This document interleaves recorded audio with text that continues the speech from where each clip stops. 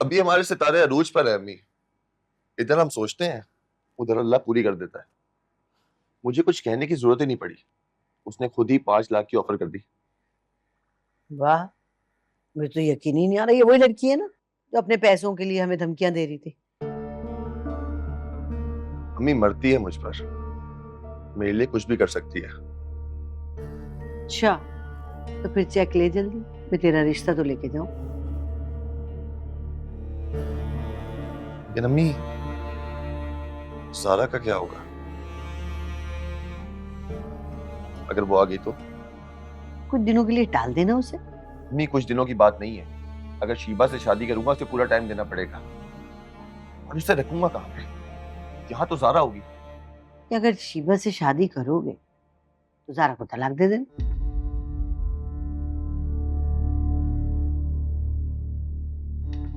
वैसे भी उसके भाई को वो दुकान वाली कहानी पता चलेगी, और ये पता चलेगा कि फवाद फ्रॉड था, तो छोड़ेगा तो नहीं वो तुझे।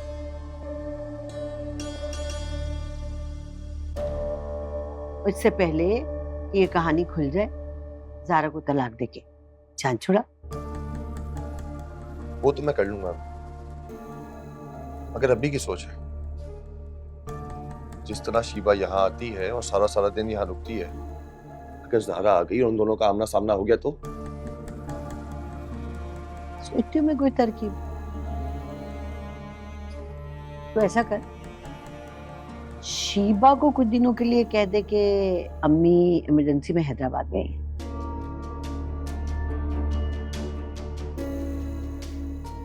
और तू यहाँ मत आ, वहीं पे रह, हम बाहर मिल लिया करेंगे। इससे क्या होगा? ये कोई मुस्तकिल हल तो नहीं है ना?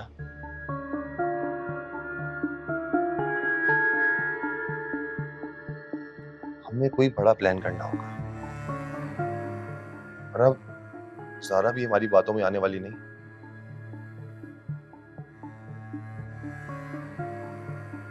और मैं ज़ारा को इसलिए नहीं छोड़ सकता क्योंकि उसने मुझे वलीद का आसरा दिया है।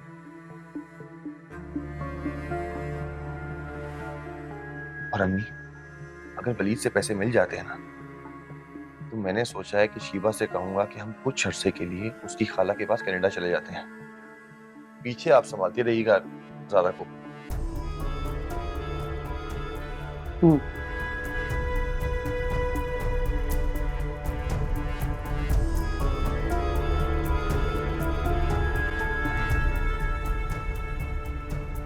अगर हम 10-20 लाख ले लें तो हमारा कारोबार भी अच्छा चलेगा और प्रॉफिट में हिस्सा भी ज्यादा होगा। हाँ, मुझे तो ये ख्याल ही नहीं आया। लेकिन हनान 10-20 लाख बहुत ज्यादा होते हैं, इतने तो वो शायद ही दे। बेवकूफ, अगर तुम 10-20 लाख मांगोगी तो वो 4-5 लाख दे ही देगा। अगर तुम 4-5 लाख रुपए मांगोगी तो 1-2 लाख में टरखा देगा। हाँ, ठीक कहा तुमने।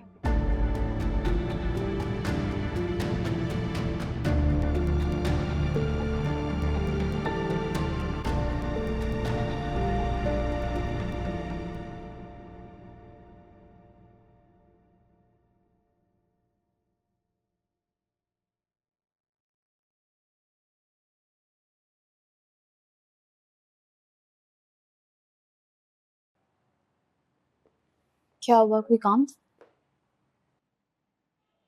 सबा के रवैये ने मुझे उलझा के रख दिया।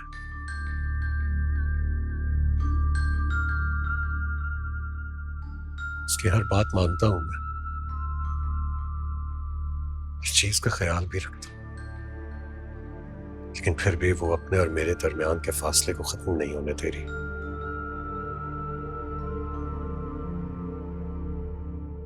कोई बात नहीं, वक्त के साथ साथ सब ठीक हो जाएगा, आप मायूस मत हो। मगर कब कब मनाएं?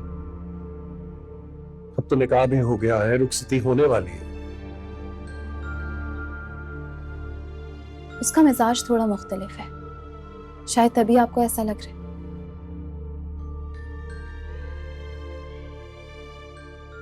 नहीं मनाए। अगर सबा की तरफ से कोई पेशरफ्त होती ना, मैं भी आगे की तरफ बढ़ता।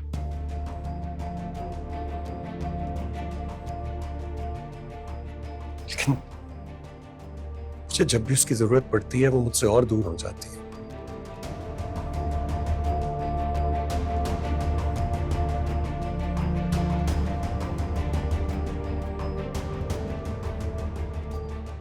और तुम भी जानती हो, माँ की इतनी तबीयत खराब थी, वो अस्पताल माँ से मिलने के लिए नहीं आई।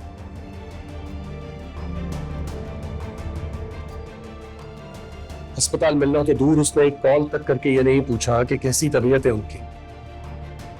और तो और मिले बगैर वापस चली गई। अभी नया नया रिश्ता है ना, कुछ लोगों को रिश्ते निभाना नहीं आते।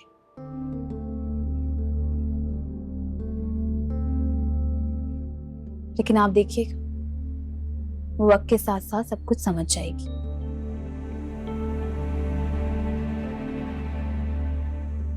आप उसे प्यार से समझाने की कोशिश करें। अगर वो राब्ता नहीं करती है तो आप राब्ता कर लें। मैंने कई बार उसे फोन किया है, लेकिन वो मेरी कॉल रिसीव नहीं करती।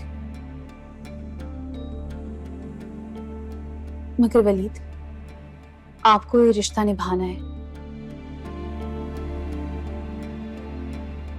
और बचाना भी, क्योंकि ये नरगिस आंटी की खुशी है।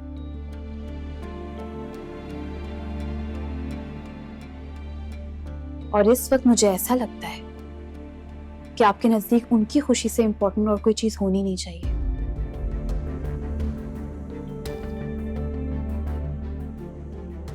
मैं जानता हूं मनाई, और यकीन करो मैंने इस रिश्ते को पूरी ईमानदारी से निभाने की कोशिश की।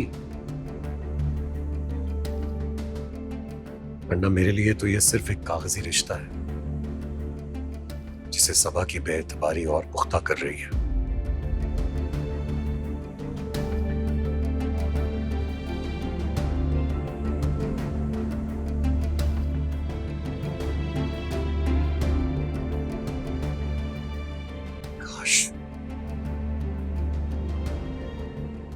काश तुमने हाँ कह दिया होता।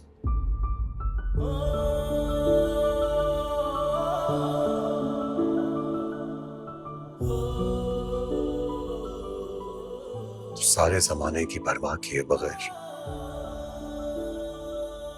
मैं अपना पूरा ध्यान अपनी मां पर लगा देता।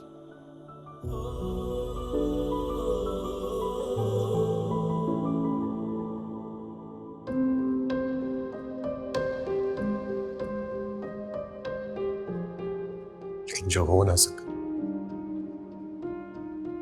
उस पर अफसोस करने का क्या फायदा।